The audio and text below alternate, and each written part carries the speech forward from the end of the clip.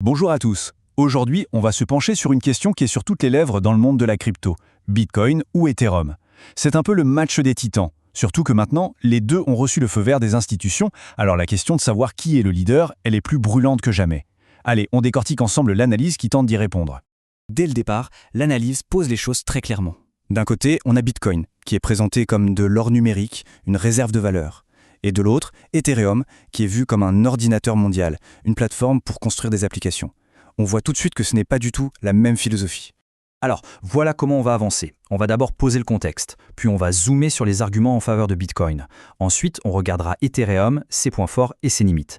Après ça, on les mettra face à face et on terminera avec le verdict de l'étude. On attaque donc la première partie. 2024, c'est vraiment une année charnière. Pourquoi? Parce qu'on a vu l'arrivée des ETF au comptant pour Bitcoin et Ethereum. En gros, ça veut dire que les grandes institutions financières peuvent maintenant en acheter, en détenir très facilement. Du coup, le débat est complètement relancé. Est-ce qu'on a affaire à deux concurrents ou à deux projets qui ne jouent pas du tout dans la même cour? Allez, on passe au premier concurrent, Bitcoin. La thèse est simple, c'est de l'or numérique. Voyons un peu sur quoi repose cette idée. Bon, tout commence ici. C'est le message qui était inscrit dans le tout premier blog de la blockchain Bitcoin. C'est une une de journal qui parle de la crise financière. Et ça, ce n'est pas un détail. Ça ancre la naissance du Bitcoin dans un moment précis, vérifiable, et ça pose d'emblée un principe de transparence totale. Et là, on touche à un point absolument central. Ce chiffre, 21 millions. Pas un de plus, c'est gravé dans le marbre, c'est mathématique.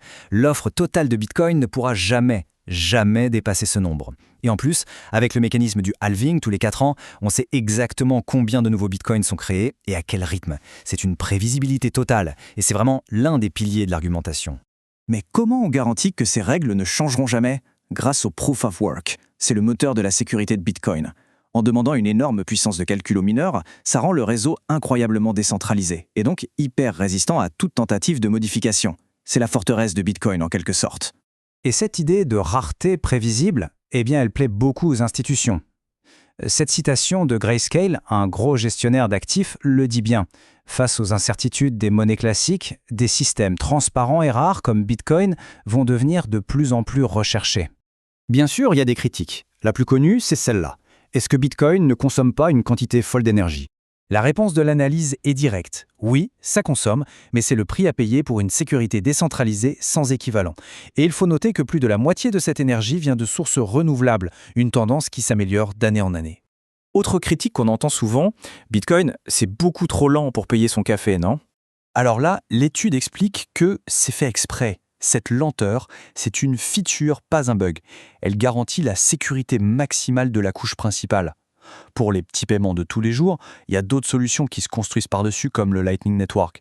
Le réseau principal, lui, il est fait pour des transactions qui doivent être définitives et inviolables. Ok, maintenant on change de camp et on s'intéresse à Ethereum, l'ordinateur mondial. On va d'abord reconnaître ses réussites, qui sont nombreuses, avant de se pencher sur les points faibles que l'analyse met en avant. Et il faut le dire, le palmarès d'Ethereum est impressionnant. Il est le roi de la finance décentralisée, il gère plus d'1,5 million de transactions chaque jour, il a ouvert la voie à la tokenisation d'actifs réels. Bref, son Ethereum Virtual Machine est devenu un véritable standard sur lequel tournent des milliers d'applications. C'est une vraie révolution technologique. Mais, et c'est un grand mais selon l'analyse, il y a sa politique monétaire. À l'opposé de Bitcoin, qui est fixe et prévisible, celle d'Ethereum est flexible. L'offre totale n'est pas limitée et les règles d'émission ont déjà changé plusieurs fois. Du coup, sur le très long terme, c'est beaucoup plus flou. Et ça va plus loin. Le fait qu'Ethereum puisse opérer des mises à jour aussi radicales que The Merge, qui a changé tout son système de consensus, est vu par l'étude comme une forme de centralisation. En gros, un petit groupe de développeurs peut décider de changer les règles du jeu. C'est à l'opposé de la philosophie de Bitcoin où rien ne peut être changé sans un consensus quasi impossible à atteindre. On arrive maintenant au cœur de la démonstration, le face-à-face direct, critère par critère, entre les deux géants.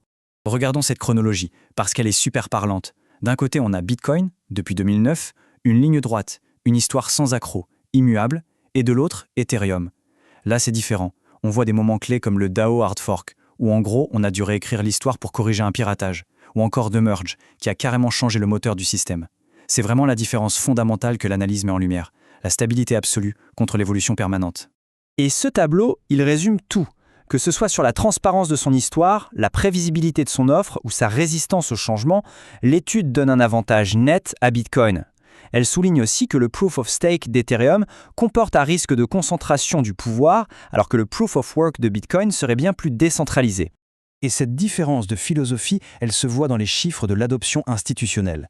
Le graphique parle de lui-même. On voit un écart abyssal entre les montants investis dans les ETF Bitcoin et ceux dans les ETF Ethereum. C'est un argument de poids pour l'étude, qui voit un signe clair de la confiance du marché. On arrive donc au verdict final de l'analyse. Au fond, tout se résume à une opposition entre deux concepts. D'un côté, l'immuabilité, de l'autre, l'innovation. Cette citation d'un autre grand nom de la finance, Van Eck, résume parfaitement la conclusion. Le fait que Bitcoin évolue lentement, de manière très conservatrice, ce n'est pas un défaut, c'est sa plus grande force. Ça lui évite tous les risques liés à des mises à jour complexes et rapides, des risques qu'Ethereum, lui, doit constamment gérer. La conclusion de la thèse est donc sans appel. Oui, Ethereum est une plateforme technologique incroyable. Mais les 17 ans de fonctionnement de Bitcoin, sans interruption, sans modification, de manière totalement transparente et immuable, en font une réserve de valeur supérieure. Sur le terrain de la monnaie solide, selon cette analyse, Bitcoin est tout simplement dans une autre catégorie. Et on termine sur cette question qui est finalement la clé de tout ce débat.